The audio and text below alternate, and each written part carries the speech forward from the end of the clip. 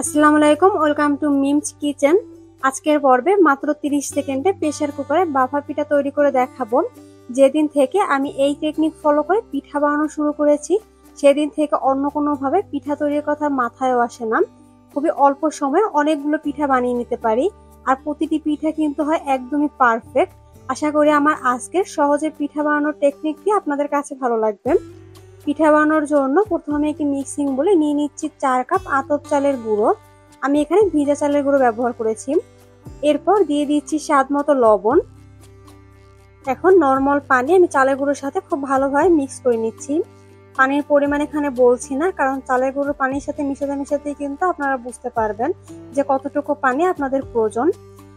সবগুলো খুব ভালোভাবে যখন মেশানো হয়ে যাবে তখন চালের গুঁড়ো এভাবে হাতে মুঠো করে দেখবেন।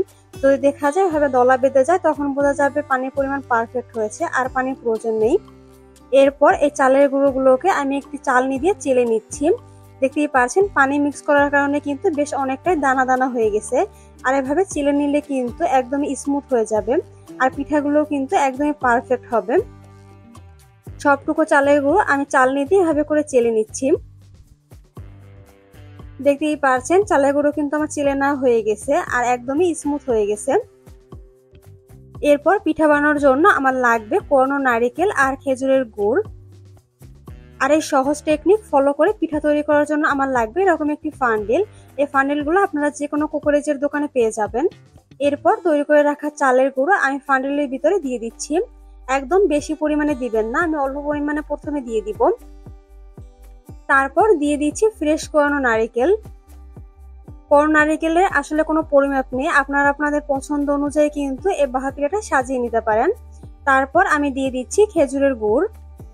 এখানে আমি আমার পরিমাণ মতো খেজুরের গুড় ব্যবহার করেছি, আপনারা চাইলে পরিমাণে কম বা বেশি করতে পারবেন। এরপর আবারও আমি উপরে চালের গুঁড়ো দিয়ে দিচ্ছি। আপনারা চাইলে কিন্তু বেশ অনেকটি লেয়ার করেও পিঠাটি বানিয়ে নিতে পারেন। চালের গুঁড়ো দিয়ে আবারও কিন্তু নারকেল আর গুড় দিয়ে দিতে পারেন, তাহলে কিন্তু পিঠাটি খেতে আরো বেশি ভালো লাগবে। এরপর চালের গুঁড়ো দিয়ে আলতো হাতে সমান করে দিয়েছি। একদম চেপে কিন্তু সমান করতে যাবেন না, তাহলে কিন্তু পিঠাগুলো ফান্ডেলের সাথে লেগে যাবে। এরপর পিঠাগুলোকে ভাপ দেওয়ার জন্য আমি প্রেসার কুকারে পানি গরম বসিয়ে দিয়েছি, আর উপরে যে ছিটি ছিল সেটাকে আমি খুলে নিয়েছি। তারপর এই ফান্ডেলটাকে আমি প্রেসার কুকারের উপরে বসিয়ে দিব, আর এভাবেই ঢাকনা দিয়ে দিচ্ছি 30 সেকেন্ডের জন্য। ব্যাস 30 সেকেন্ড অপেক্ষা করলেই কিন্তু একটি পিঠা তৈরি হয়ে যাবে। একদমই অল্প সময় খুব সহজেই কিন্তু একটি পিঠা তৈরি করা যায়। 30 সেকেন্ড পর আমি ঢাকনা তুলে নিচ্ছি, আর দেখতেই পারছেন আমার পিঠা কিন্তু তৈরি করা হয়ে গেছে। এই পিঠাগুলো কিন্তু একদমই ফেটে যায়নি, প্রতিটি পিঠাই কিন্তু একদমই পারফেক্ট হয়েছে। আমি আপনাদেরকে একটি পিঠা ফান্ডেল থেকে বের করে দেখাচ্ছি। দেখতেই পাচ্ছেন খুব সহজেই কিন্তু ফান্ডেল থেকে বের হয়ে গেছে, একটু কিন্তু লেগে যায়নি। আর পিঠাগুলো কতটা পারফেক্ট হয়েছে সেটা নিশ্চয়ই দেখেই বুঝতে পারছেন। পিঠাগুলো কিন্তু কোনো প্রকারের ফাটল হয়নি, একদমই কিন্তু পারফেক্ট হয়েছে পিঠাটি।